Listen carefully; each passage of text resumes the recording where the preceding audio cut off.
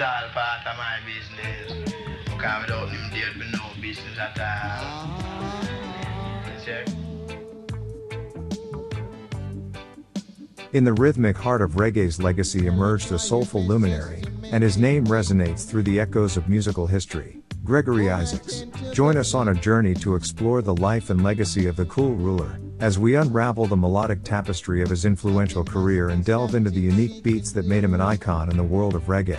In the heart of Kingston, Jamaica, on July 15, 1951, Gregory Anthony Isaacs was born to Lester Isaacs and Enid Murray. Raised in a household pulsating with the vibrant sounds of reggae, Gregory's upbringing was infused with the rhythm and soul that would later define his legendary career. Surrounded by the love of his parents, Gregory shared his journey with siblings who became the harmonious notes in the symphony of the Isaacs family. Together, they navigated the tapestry of life in Kingston, forging bonds that would endure through the years. As Gregory's musical prowess soared, he found a steadfast companion in his wife, Linda Isaacs. Their union was a testament to love's resilience, weathering the highs and lows that life and fame inevitably brought.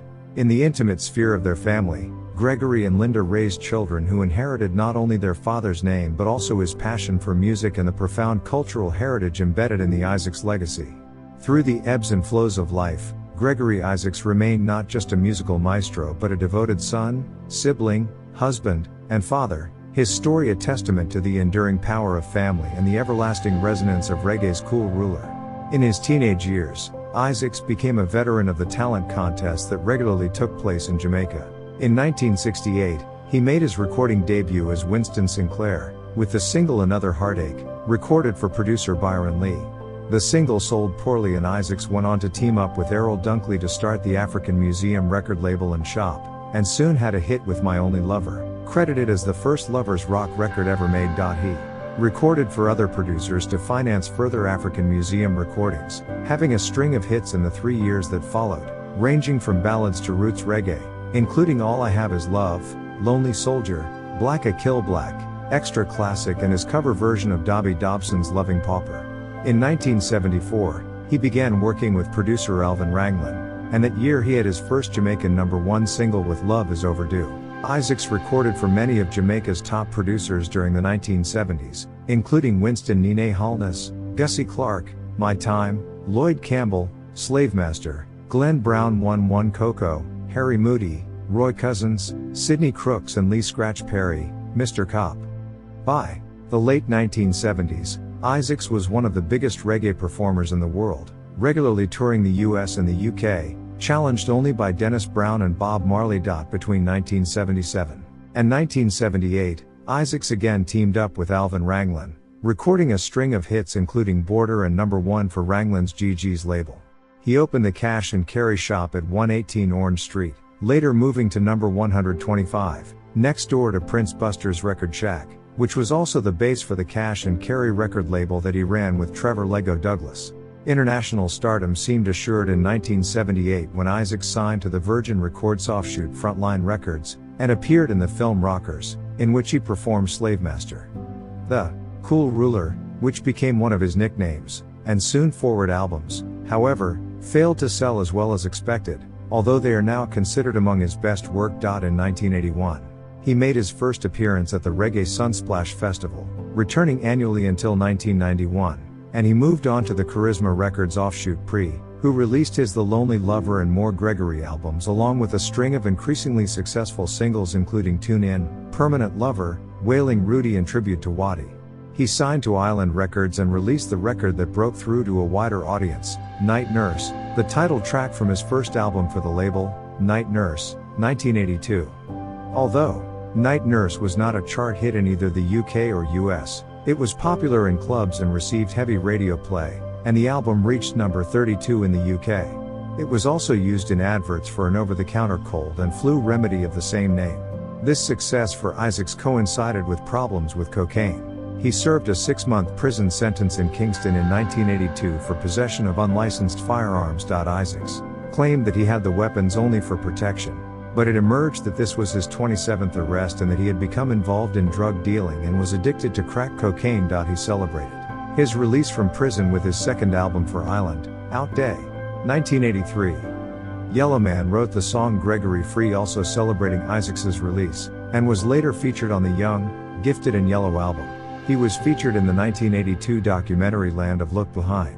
When his contract with Island ended, Isaacs returned in 1984 with the Cool Ruler Come Again single, and began a period of prolific recording, working with producers including Prince Jammy, Hugh Redman James, Bobby Digital, Tad Dawkins and Steely and Clevie, maintaining a consistent standard despite the volume of work produced.